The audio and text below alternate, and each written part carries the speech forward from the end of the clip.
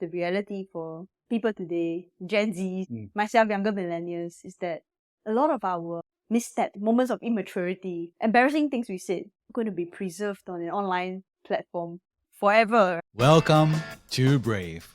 Learn from Southeast Asia's best tech leaders. Build the future, learn from our past, and stay human in between. No BS on success.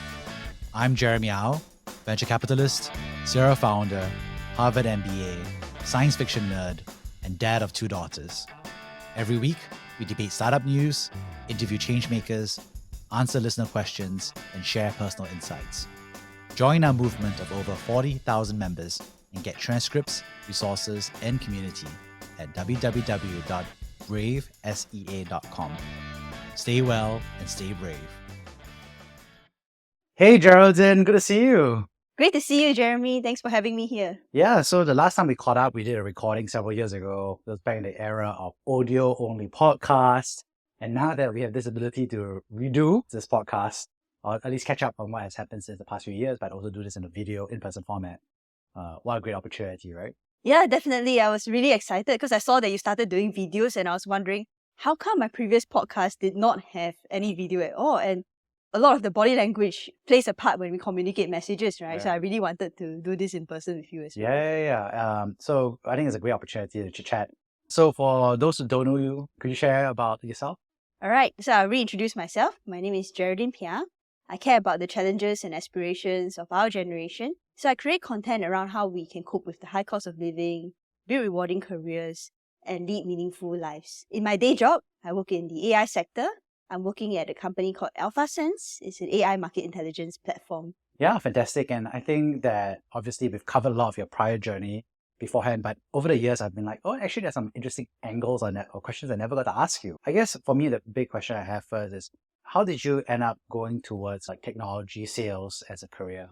Okay, so when I went to school, basically I studied something that is totally unrelated to technology sales, and that is journalism and public policy. And when I graduated, I really sat down to have an honest conversation with myself.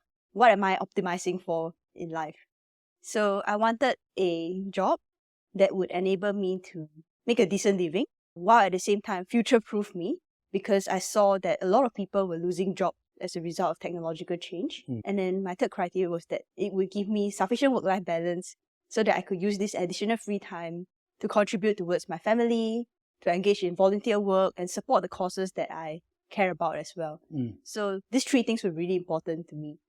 And I spoke with my father and he did mention that, hey, sales is something that you can definitely consider. And at that point in time, my perception of sales wasn't the best.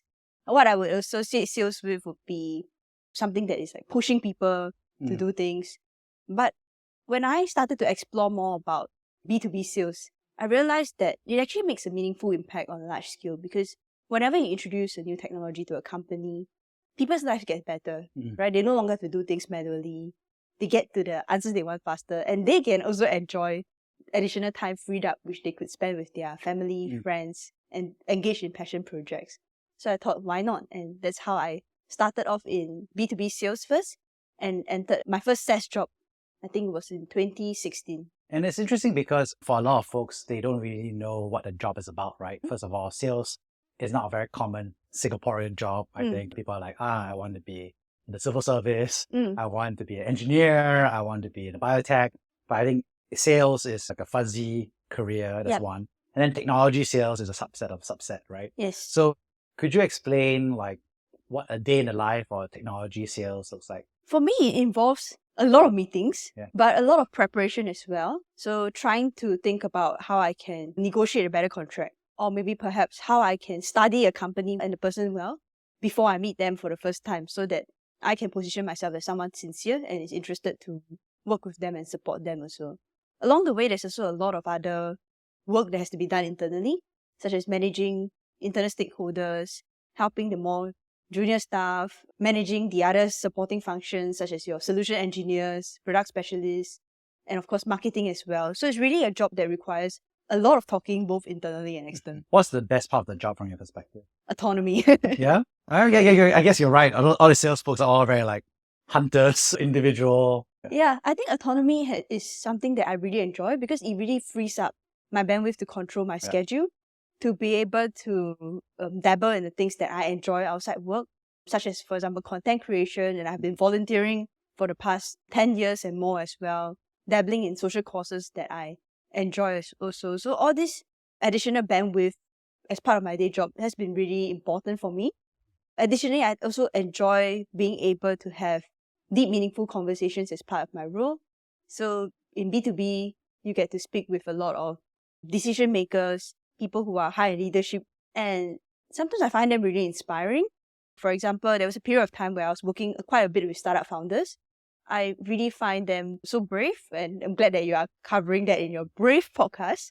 And of course, speaking to those who leaders in, for example, governments and all that, who have a vision of how they want things to look like and think about how they can innovate better and use things like AI to support them in their initiatives. So what is the part that is not so fun about sales from your perspective?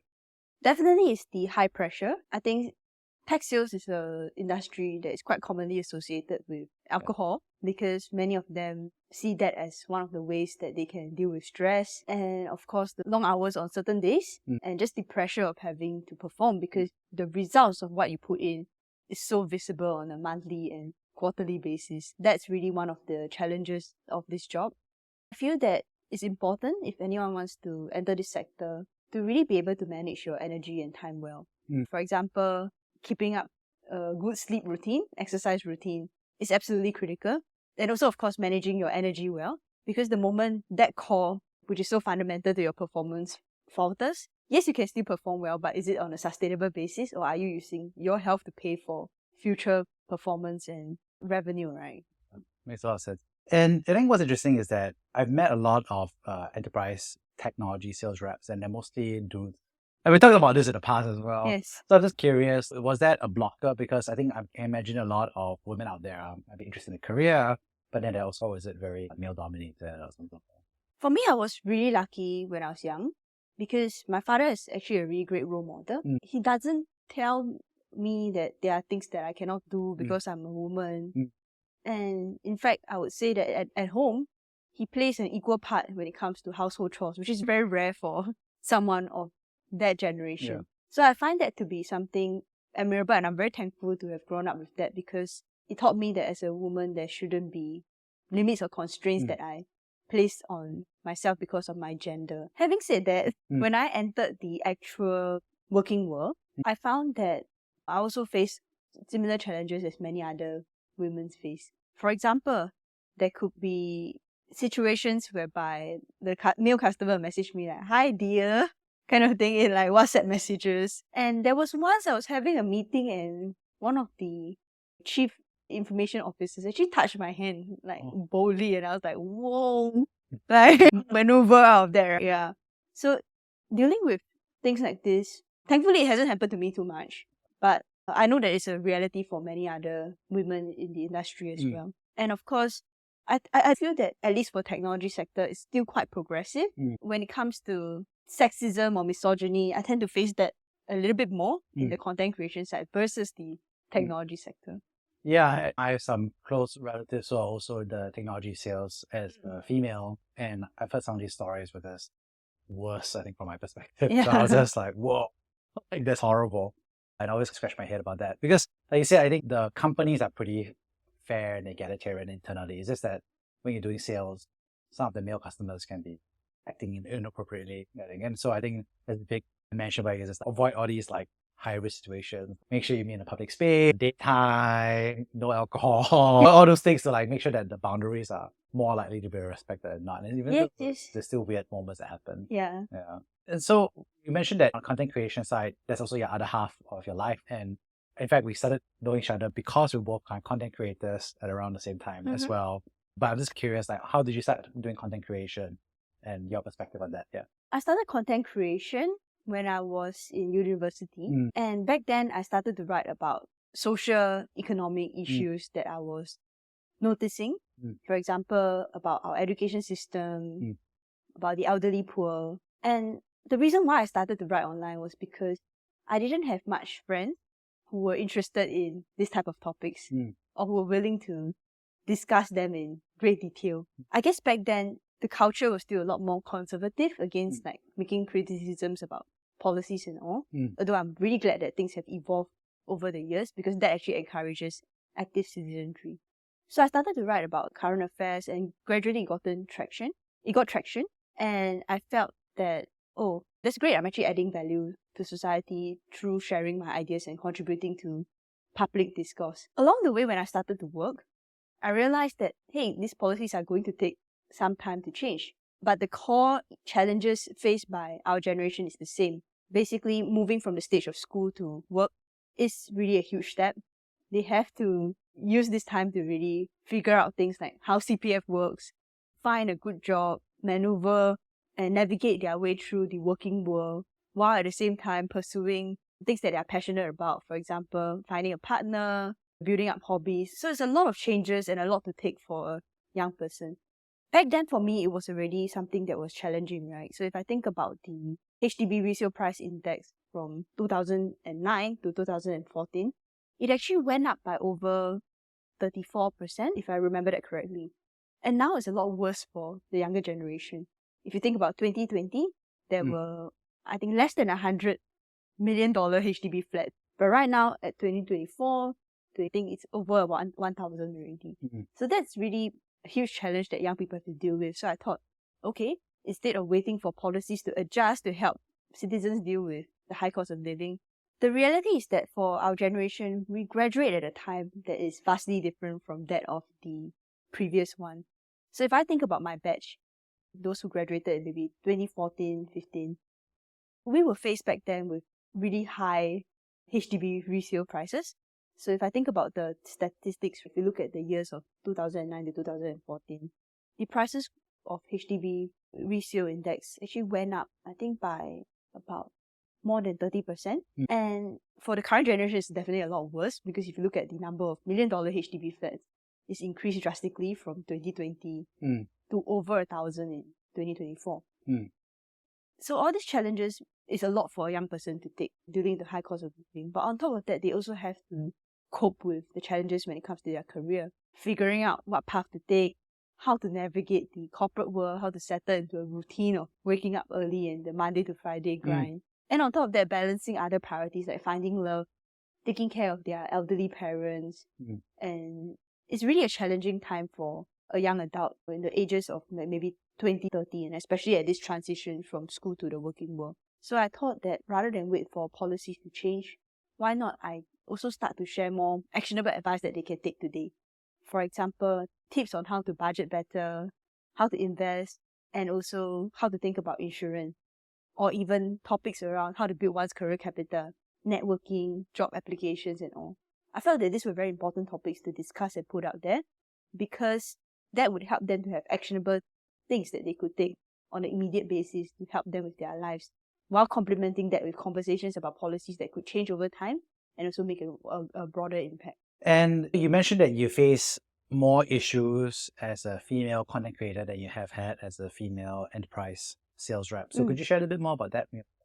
When I'm doing software sales, I feel that it's a protected environment because many of the technology companies, at least the ones I've worked for, they tend to be a lot more inclusive, not just of different genders, but of different ethnic backgrounds and of different backgrounds, basically.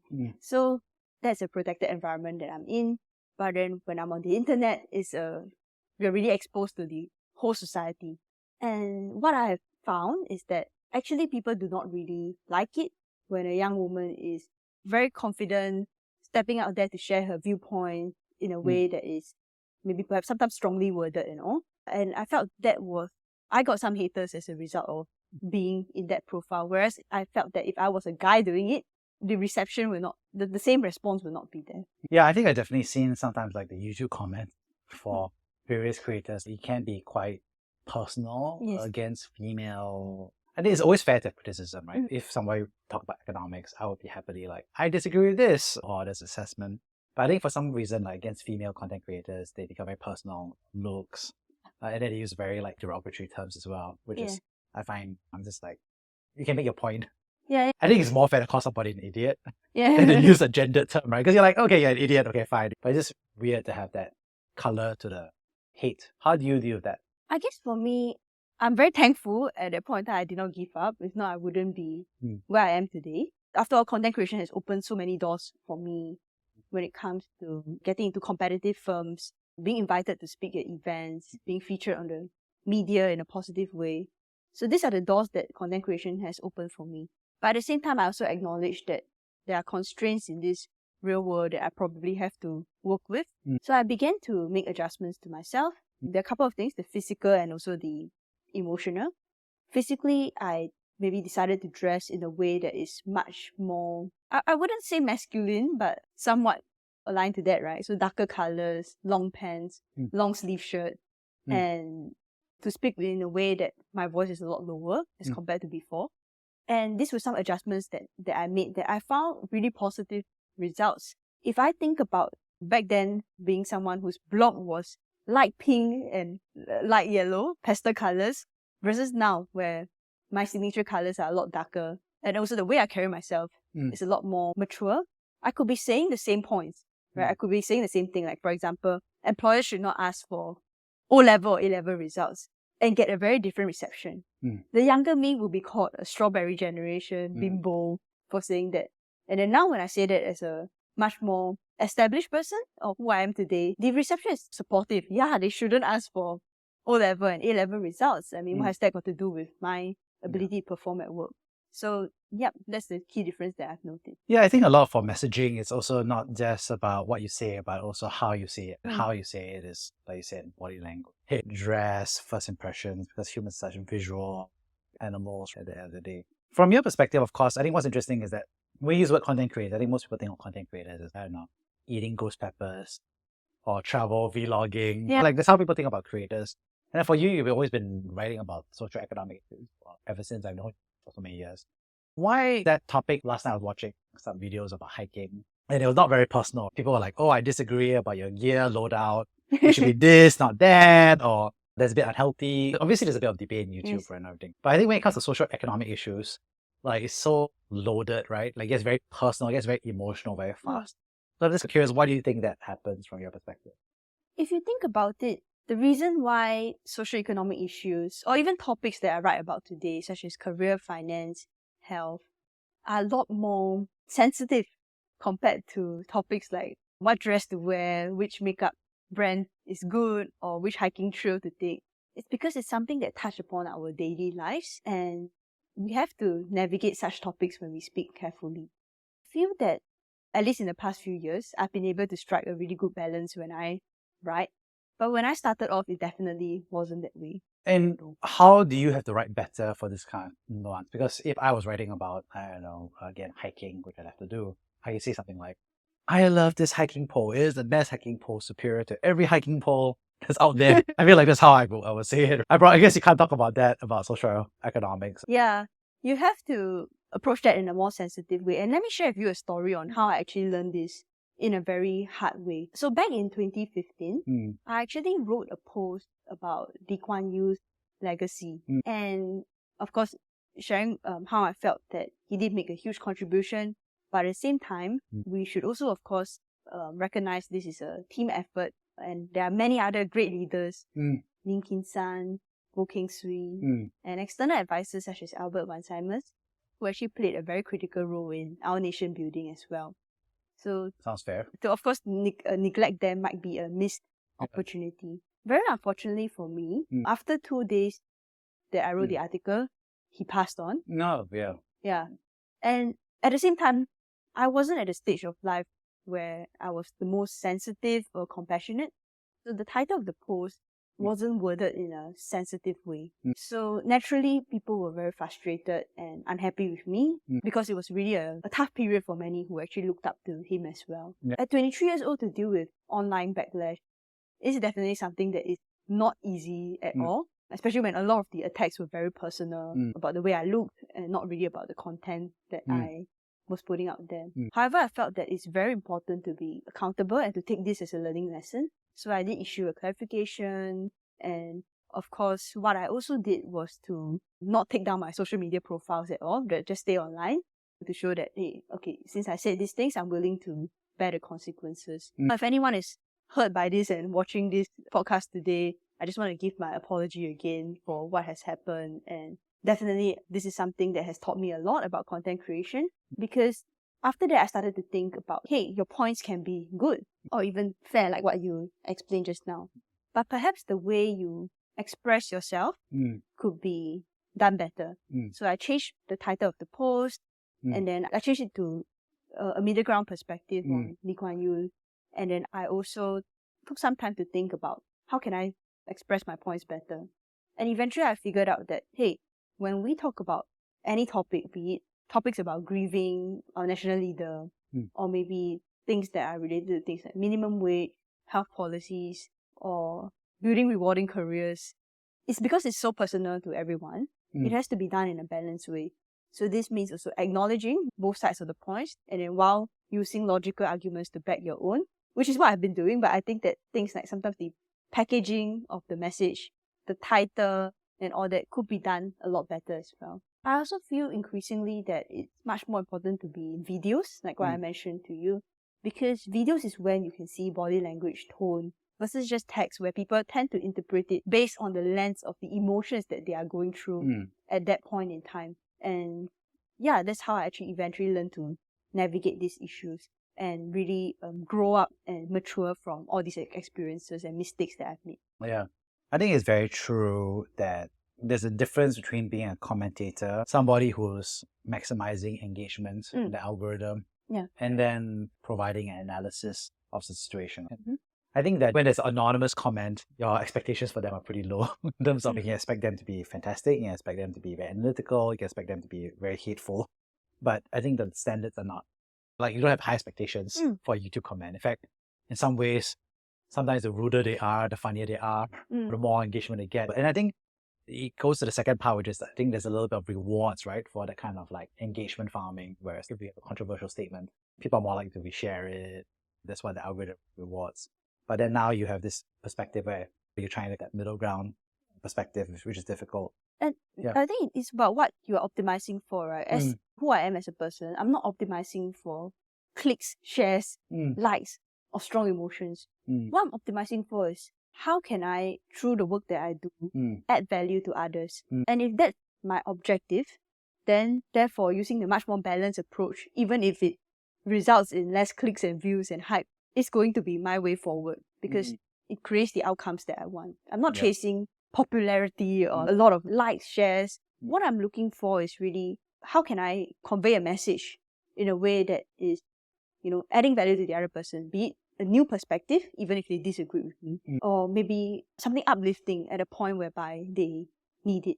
For example, I do have one post that talks about the disadvantages that private university students face, and it was also widely shared, but in a way that was a positive one. Like many students felt that they were encouraged by the post, that it is not the end for them if they ended up in a private university. And in that post, I also authentically shared my perspective, like maybe how I felt before, and also how my views about private university students have evolved over time.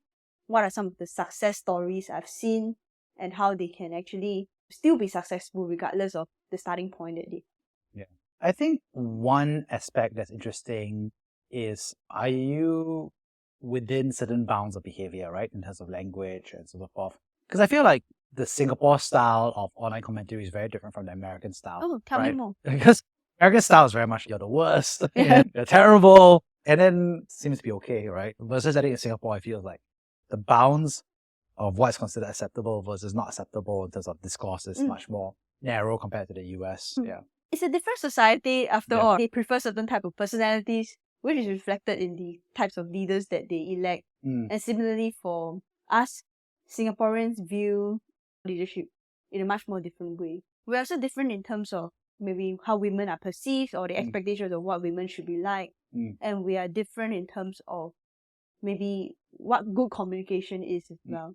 We can't forget that Singapore is also new to things like disagreements and all, because we weren't really encouraged as children to think critically or have robust debates about policies at home. So when it's the internet and everyone gets online, sometimes they might not know the best way to convey their points and how to do it in a sensitive way. And it's a learning journey for all of us, myself included.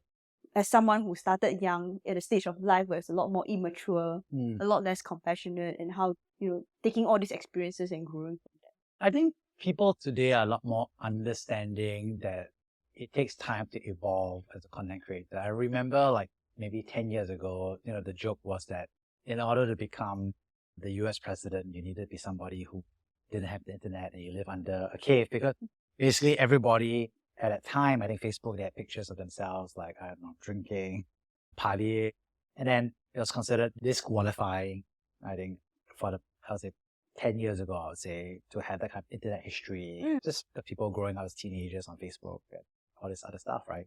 Versus, I think today, it feels like every politician has an Instagram and Facebook, and then they're all like taking photographs. I think there's a lot more understanding of the different, evolution of people over time, right? And people can change over time, content creator over the years. Yeah, definitely. I think, Jeremy, have you had this experience where you read your posts or messages from 10 years ago and you feel this sense of cringe? It's a good question because I didn't write that much. Thankfully, I reshared a lot of posts and a lot of comments. Like those are even private messages, like DMs or like... Messages. No, private messages, I don't feel so bad. Because private messages, you're just talking to your friend or girlfriend or family. Yeah. I think people understand, I think, to some extent. I mean, I was very focused on career and stuff. So maybe I think if somebody was to look at my private messages, I'll look like a workaholic, where I was like, oh, better to focus on work than on relationships. Yeah, but now you're different, right? I see you as a family man. I don't cringe about it. I just laugh about it. So I think that's how I try to think about it. For myself, for many people, when we think back about our university days, our early career days, the mistakes we made, how immature we were back then, the kind of like things we said, realize that, hey, who's that? It's not who I am today, right? It's a drastically different person. Yeah. So everyone goes through that growth journey. 10 years ago, you are very different from who you are today. You're different from yourself when you were in Berkeley, right? Versus now. Like, it's a different version of who you are. And even your priorities in life have all changed. So that's the beauty about human nature, and we should look at growth versus expecting someone to be born perfect. No fun moments or no moments of mistakes or vulnerabilities, because that wouldn't be realistic at all. It's funny because you reminded me that I think the big difference was that I think that in junior college, I was like pretty introverted. I was dealing with my own like personal, emotional issues. And then I was in army, which had no internet. Then by the time I went to university, where all this content stuff, I was already a bit older because of army, right? So I guess I had the benefit of being offline. I was most likely to be writing any embarrassing stuff. But I think it's interesting because I think what you're making me remind me is like the massive evolution of, you can call it content creation, but also like digital lifestyle, right? Because back in secondary school, I was using a Nokia phone, which only had messages. And now all those messages have been destroyed because nobody backed up their SMSs. And then there was MSN Messenger, which again, nobody really saved. It wasn't public.